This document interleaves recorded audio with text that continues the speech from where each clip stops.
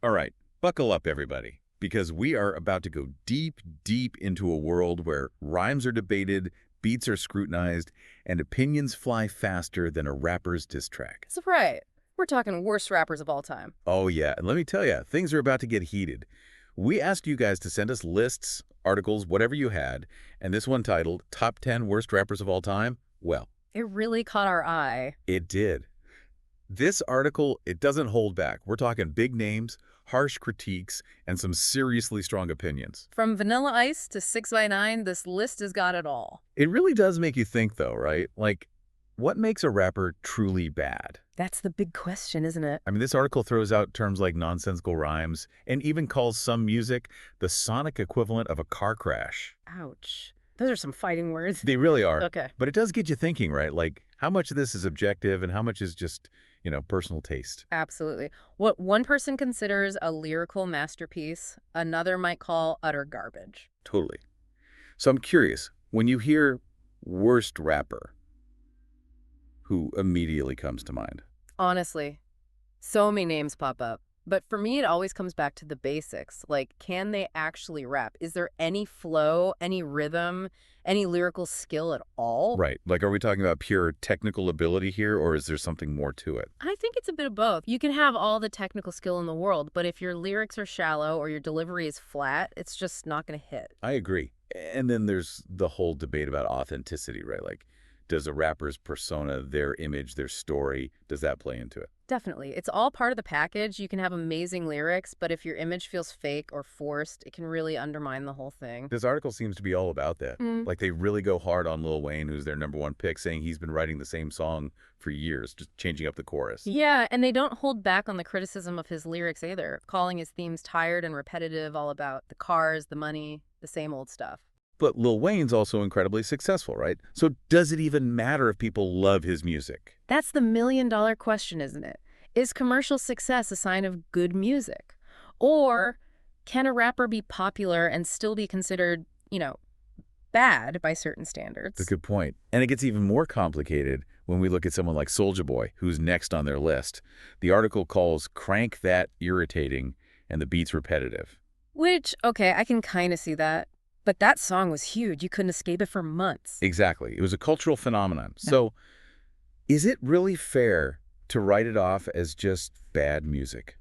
Or did it influence the sound of hip-hop in a way that some people just don't like? I think that's a valid point. Sometimes the artists who push boundaries or experiment with new sounds, they're the ones who get the most hate. Even if they end up influencing a whole generation of rappers. Exactly. And they might not even realize it at the time. Okay, so we got Lil Wayne, Soulja Boy, and rounding out their top 3 is... Nicki Minaj. And let me tell you, the article really goes in on her. They criticize her lyrics, calling them poorly written, overly focused on money, and just plain obnoxious. They even go as far as to compare her to giants like Tupac and Biggie, claiming she lacks their passion and originality. It's like they see her as a symbol of what they perceive as the decline of hip-hop, Yeah. like the downfall of a whole genre. But Nicki, she's also broken barriers. She's achieved massive success. You can't deny her impact. Absolutely. She's a cultural force, no doubt. Mm. And her lyrical skills are undeniable, even if her style isn't for everyone. So it seems like we're already seeing a pattern here, right? Like Mhm. the article isn't just focused on technical rapping ability. They're bringing in the artist's image, their impact, even their perceived authenticity. And that's where things get really interesting, right? Because who are we to judge someone else's authenticity? Especially in a genre like hip-hop, where keeping it real is so important. Exactly. It's like this delicate balance between respecting the roots of the genre and allowing it to evolve and grow. And that's what makes these conversations so fascinating. Right. It's not just about who can spit the hottest bars. It's about what those bars represent, where they come from, and how they connect with the listener. Okay, so we've just scratched the surface of this worst rapper list.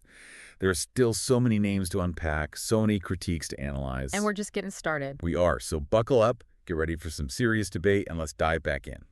Okay, so next up on this list of infamy, we have Vanilla Ice.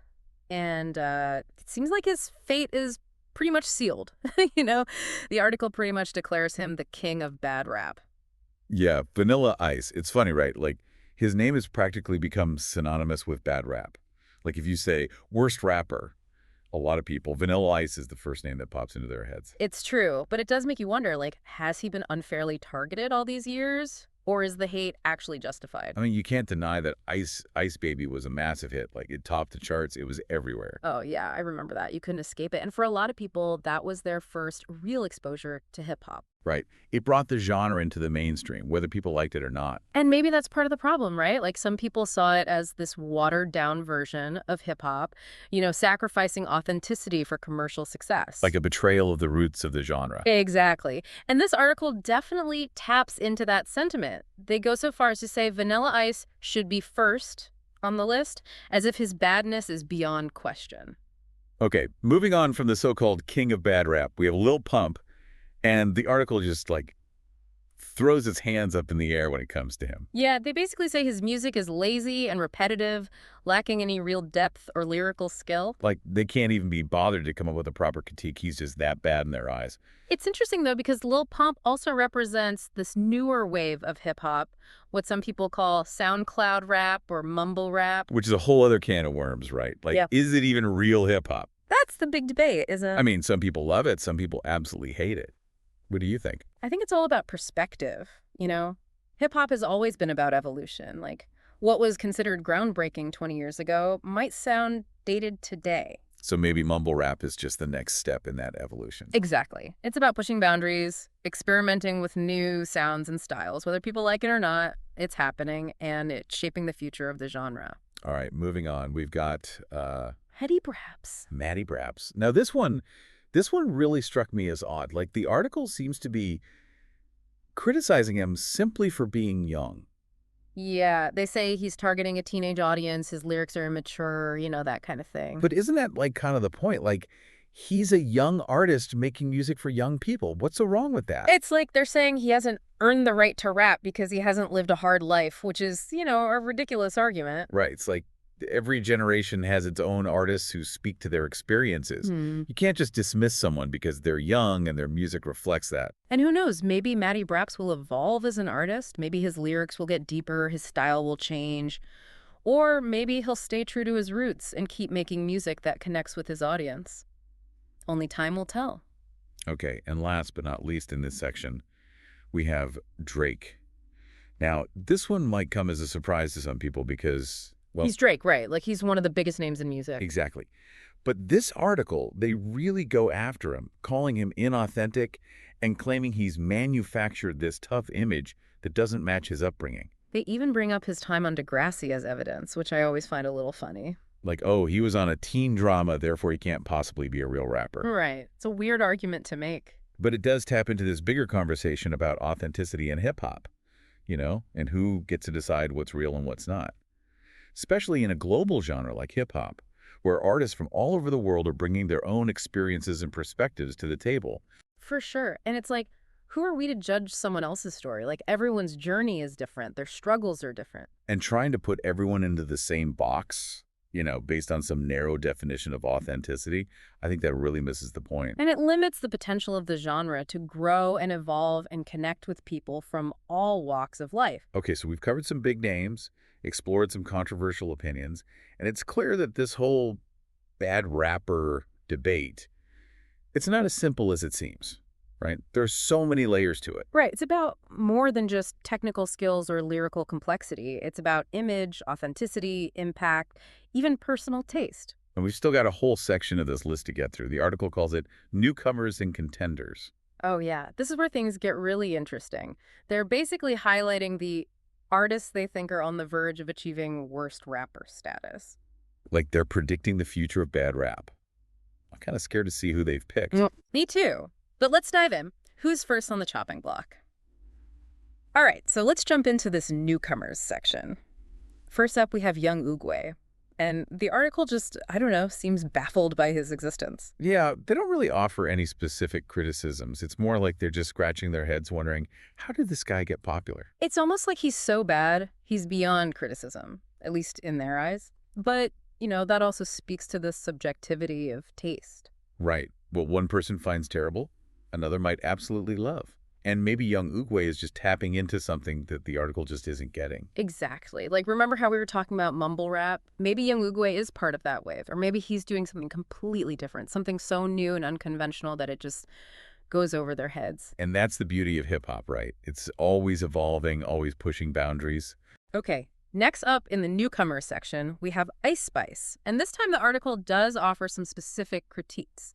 They call out her lyrics, mentioning a line about diapers, and they also criticize her for shaking her ass too much in her music videos. It does seem like they're targeting her image and style as much as her music, right? Like they're Yeah. trying to put her in this box of what a female rapper should be. And they even criticize her for sounding like a man, which is just, a whole other level of messed up. It's like they can't handle a woman who's confident, who's owning her sexuality, who's challenging the status quo. And that's what makes Ice Spice so interesting, right? Like, she's not afraid to be herself. She's not trying to fit into anyone's mold. Exactly. And that could be really threatening to some people. Okay, well, let's move on to the contender section.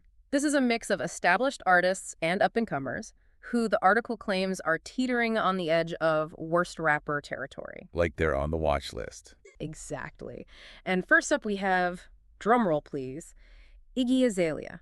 They describe her voice as a cowgirl with tonsillitis and mock her lyrics, particularly a line about being in the murder business. Okay, ouch. That's harsh. It is. And again, it feels like they're fixated on this idea of authenticity. Like, because Iggy's from Australia and didn't grow up in the streets, she's not allowed to rap about certain topics. Is that whole gatekeeping thing again, right? Like, who are they to decide who gets to be a rapper and who doesn't? Exactly. Hip-hop is a global genre. It's about expression, about storytelling, about connecting with people, regardless of your background. Okay, next up on the chopping block is Birdman.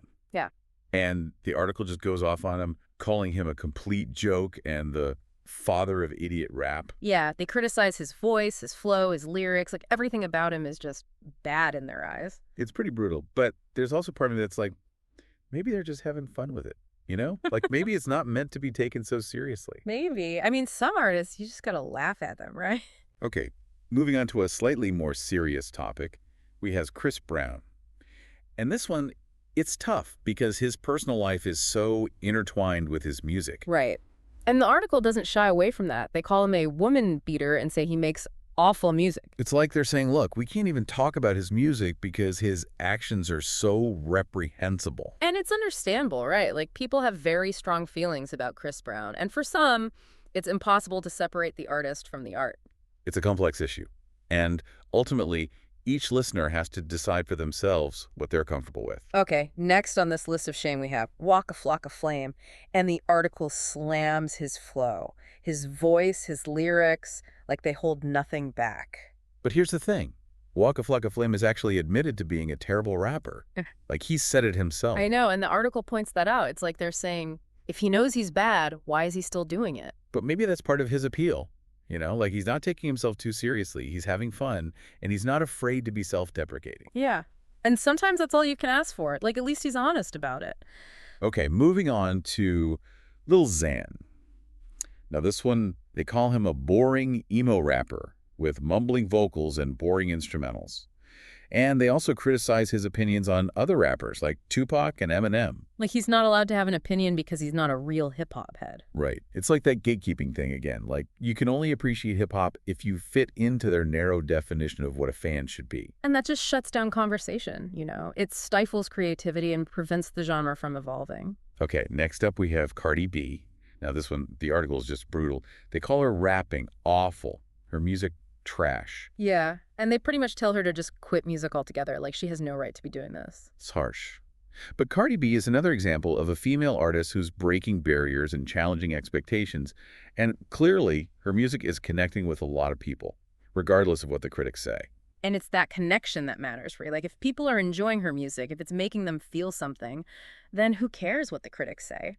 All right, next on the list is Lil Jon, and the article compares him to 6ix9ine, criticizing his screaming vocals and calling out a song with a long finger-snapping section that they find infuriating. It's like they just can't handle the energy, Like, they want their hip-hop to be mellow and laid back. But Lil Jon is all about that high-energy party vibe. Yeah. And he's had a huge impact on the genre. Oh, yeah. Yeah. Okay. He's practically invented his own language.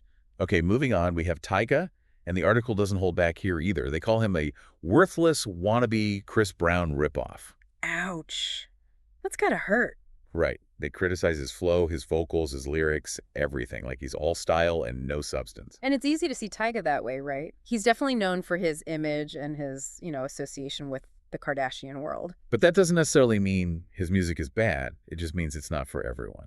Okay, next on the list is, wait for it, Lil B.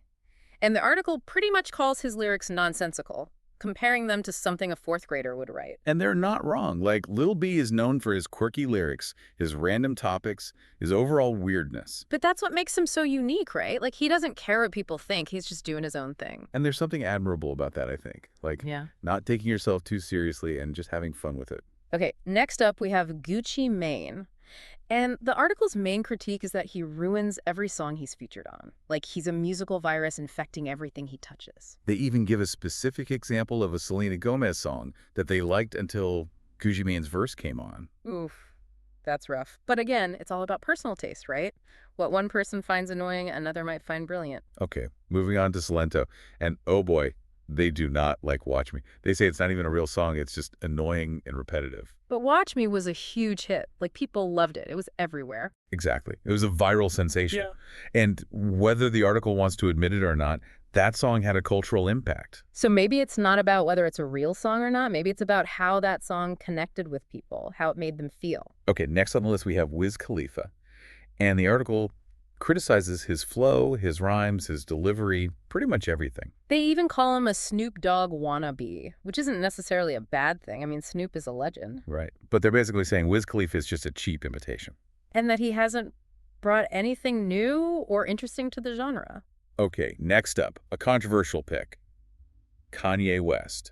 Now this one, they call him terrible and deny his self-proclaimed genius. Yeah, they go after his personality, his ego, his lyrics. It's like they're trying to take him down a peg, you know? Like he's gotten too big for his britches. But even if you don't like Kanye, you can't deny his impact on hip-hop. He's a visionary artist, whether you agree with him or not.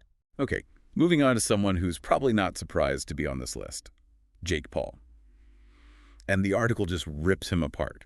They call him the epitome of human trash. They criticize his behavior, his jokes, his music. They really go in on his song, It's Everyday Bro, calling it the anthem of a generation obsessed with fame and money. It's clear they see him as this symbol of everything that's wrong with internet culture. Like he's this toxic influence on young people. And finally, last but not least, we have Chief Keef. And this one, they really focus on his lifestyle, his lyrics about gang violence and drug use. They say he has no talent and that he's a negative influence on young people. It's a pretty harsh assessment, but it does raise questions about the responsibility of artists, especially in a genre like hip-hop, which has such a powerful influence on youth culture. And how do we balance that responsibility with freedom of expression, It's a complex issue. Well, there you have it. We made it through the entire list. We've explored the criticisms, debated the merits, and laughed at the absurdity of it all. And I think one thing's clear. The definition of a bad rapper is highly subjective and constantly evolving. Absolutely. What one person finds unbearable, another might love. And what might seem bad today could become a classic tomorrow. So the next time you hear someone say, oh, that rapper is terrible, take a step back and ask yourself, why? What about their music doesn't resonate with me? And maybe you'll discover something new about your own taste, about the genre, about the power of music to connect us and divide us. Thanks for joining us on this wild ride through the world of worst rappers. We hope it made you think, it made you laugh, and maybe even made you appreciate the art of hip-hop a little bit more. Until next time, keep those ears open, those minds engaged, and remember, music is subjective. What you consider bad, someone else might consider brilliant. And that's what makes it so beautiful.